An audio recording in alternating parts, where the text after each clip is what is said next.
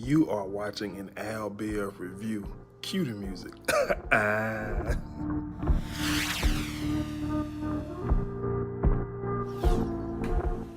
What's going on, guys? I'm here. I'm late, but I am here with a Black Ink Crew review. Before we get into it, be sure to subscribe, like, comment, and share. And we're going to get into it. Don't really know what to expect from this season, but here it is. I'm going to just do it real quick because I'm already late with it, and it is what it is. So, the show kicks off. We find out Bae and her little man got married and her mama done stayed. We don't care nothing about that. But apparently, Caesar thought it would be a good idea to make Sky the head of HR. Don't know exactly why he thought that would be a good idea. Maybe it is a way to keep her on his payroll while she do her thing down in Miami. Who knows? Because Sky, the head of HR, we all know she is not qualified to be the head of HR. You know what I'm saying? We all know that. Most importantly, but basically, she laid down some rules, laws, or whatever you want to call it, and basically do as you please, do what you want to do. You know what I'm saying? So that was that. So, anyways, moving on. Alex goes back to his neighborhood barbershop or whatever with his homeboys hanging out. They let them know about Caesar and Ted jumping him behind his back, messed up XYZ. Now, I thought when I was watching the show, what was so funny to me was the fact that when he was talking to his homeboys, he was just saying it was Donna's fault. Like, he basically jumped me because he couldn't beat up my girl. Like, because she gonna spaz at the mouth and say what she gonna say, you know what I'm saying? So, me, yada, yada, yada. But I mean, bro, look at him tell you, that's how it is, man. I do feel sorry for Alex. But I do feel like on the one hand, just being a guy, just being a man, just being he coming off soft. He coming off soft. Because my thing is, if you gonna fight a battle for your woman, willingly or unwillingly, you got to take the punches. I'm sorry, you just do. Because here's the thing now, if Caesar would have hit Donna, you would have had to check him. You would have had to put your hands on him. You feel what I'm saying? So all I'm saying is, he's sounding soft to me. You know what I'm saying? Because, he was, to his, not really credit, but, he would try to de-escalate and, bring some understanding into the Donna versus Caesar, mess. But at the end of the day, man, if you got a woman, if you go to bat for it, you just gotta go to bat for it, bro. I mean, it is what it is. Bro. I don't like Donna, and I do agree that you in all of this because of her. But you can't say that. Don't say that on camera. Like, that's just a bad look, man. You just seem soft. But anyways, his boys, homeboys was like, just let them know what's up, because they on go. They ready to go. Like, they ready right now. They, like, them cats on go. I don't know how much that was for TV, but they said that they was on go. But you know how that is. So anyways, moving on. Back at the shop, Sky baby daddy shows up. And asking when is he going to be able to meet their son, Desi. I believe that's the one. And, listen, I don't want to go too far here, but Sky made the comment that, her baby daddy is a predator, a sexual predator, because when they were together, she was 14 and he was 28. Here's my only thing with that now. I know I'm a man, so, bada boom, bada bam, you feel me? But I need to know more information about the past between her and this guy for her to sit there and call this man a predator, because I'm going to say this. Sky, she describes me as, when she was 14, she was out in them streets. Is it illegal and wrong for a 28-year-old to be messing with a 14-year-old? Absolutely. Absolutely. But at least for me, I just need to know more information about their past before I just jump on the whole predator situation. I just feel like she throwing that out there because it's the hot thing to do right now, especially with the whole R. Kelly and Harvey Weinstein or whoever else on I'm molesting little girls thing right now. But, I need her to be careful with that term. I do. Because I need, like I said, is it illegal and wrong? Yes. Should anybody who mess with underage children be punished with jail time, prison time? Absolutely. But Scott's, she struck me as the kind when she was young. She was a little hot, little fast thing now. But that's just me, y'all.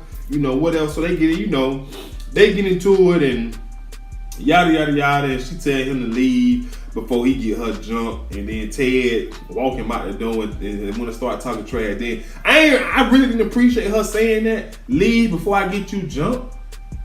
Because I felt like Caesar and Ted should have been on go when he came up in there talking crazy to you anyways. Just how I feel. Could be, everybody's entitled to feel how they feel, but because he was talking to Tati in any kind of way, I just feel like they should have been on go when he was up. You shouldn't even have to say leave before I get you jumped, but that's just me. So anyways, moving on. Caesar having a little family brunch with his daughter and baby mama. He trying to be more family oriented, being a family guy, being his daughter like a little more. He finds out that his daughter got a little crush and she's 14 years old and long story short, he uncomfortable with it, and later on in the show, what is it called? Chaperones the date or the hangout between his daughter and the little guy that she dealing with. And basically, the only reason why he there is because he is, and I can't stand when, and I don't have a daughter, but I just feel, I don't like when men, and I don't really believe in karma. I really don't. I just believe, whatever energy you put out there, however you do someone, be careful because it can come back on you. Don't mean, and I say that to say, don't mean that it's going to come back on you, but be careful how you do someone because you just never know. You know what I mean? But I just hate when men feel like they so scared of, how they treated this person or treated women in the past that it's going to come back on their daughter. Well, look, here's my thing now. That's a real thing.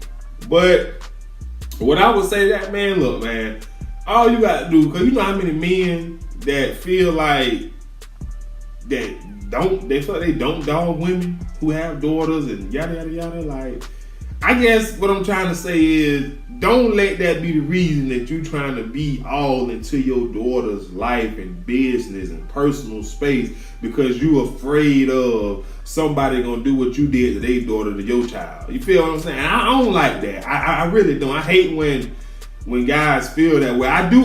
You know what I'm saying? I understand it, but here's the thing, man. If you just give your daughter the game. You feel me? Just give her the game, raise her the right way, and you know what I'm saying? Just set an example as to what kind of guy she should be looking for based on the father that she has, and just be at peace with it. Cause just because you ain't with her mama don't mean you can't be an awesome dad. I just want to throw it out there. So anyways, moving on. Alex had to go to the hospital. His back hurting. He on camera. He's shaking, having seizures or whatever it was. And, come to find out he got some tissue damage and he got to go to rehab, a physical therapy to get back how he used to be moving XYZ. And I'm going to be honest now, with the way Alex was talking to the homeboys early on the block, you can't let BS1 film you in the hospital being a little soft now. I mean, you know what I'm saying? You talking big boy talk 1 minute, and the next minute you on camera crying because you in pain. All I'm saying is, keep that same energy. Now, listen, I understand he hurt. I do. But when you talking about, hey, I need y'all to be on go just in case I got to, do what I got to do. You can't let the cameras film you being a little vulnerable. You feel what I'm saying? You can't. That's just soft. You can't. I can't look at. I cannot be talking about how I'm gonna do X, Y, Z to who, and then all of a sudden I'm on TV crying because of what they did to me. Nah, bruh. That no. That ain't gonna happen. Not with me. But anyways, moving on. Back to the shop. Tatiana, she hires a new tattoo artist. Her name is Crystal. She do a tattoo for him. She did an Eye of the Tiger tattoo. It was great. It was good. It was a very well done tattoo. I don't really know tattoo language, but I don't have one. But it was a very good tattoo. She got hired. It just seemed like it's gonna be a whole situation between Caesar kind of flirting with her already, and Ted had his eye on him. Like, yeah, I see you. You know what I'm saying? I see you. So that was that. So moving on, back at Alex's apartment, him and Donna, they chopping it up. And Alex basically venting to her about, how he not gonna be able to live the lifestyle he been able to live and take care of his bills and son and all this other type of stuff because, his back messed up to the point where he can't really stand up or do it, sit up or whatever, so he's not gonna be able to tattoo. And so Donna, she gets upset because she was like, nobody at Black Ink reached out to see how he's doing, how they doing, and basically Black Ink is responsible for his back being like this. Here's my thing. You my woman. I'm a tattoo artist. I can't tattoo. I got these bills. I don't need you to be talking about the people that put me in this situation. Donna ain't offered us, step up and pay no bills or nothing. Pay no daycare, nothing. She just want to talk about how she mad at Black Ink. I mean, bruh, if she were mine, if she were mine, no, sweetie, for better or for worse. If like, I can't work right now, so I'm gonna need you to, handle this, and then when I get back, able to stand up and my back get fixed, you know what I'm saying? Then I can go back working, show you some love for holding me down. But it don't seem like she's trying to hold him down. She just want to talk about Black Ink and all these situations. So anyways, we gonna skip the whole Ted and Tatiana scene. So anyway, so Scott, she goes and meets up with her baby daddy because she had a conversation with her best friend and her son. And basically, the son was like, give my damn the information. For whatever reason. So she was like, she'll feel bad if she the reason that her son and this man, won't, never connect, even if she don't want him to. She don't want to be the reason why, you know what I'm saying, that right there. So it just turns into this whole situation. He came in, he straight to the point, like, give me the number. And she was just telling him, like, chill out, calm down. Y'all know Sky. She flipped out, pushed the table, she ready to fight him, and basically she said that he will not be connecting with his son or their son through her. He got to find another way. And you know what I'm saying? Sometimes I just think that it's bigger than the grudge or the feelings or whatever it is, emotion that you got toward this person. Let's not have a sit down. Just give him the number and be done with it. Let's eliminate the middleman, because a lot of the times drama, beef, whatever it is you want to call it, is there because of the middleman. Just give the man the number or give the son his number and just step back. Don't keep yourself in the middle of it because you already got an issue with this man.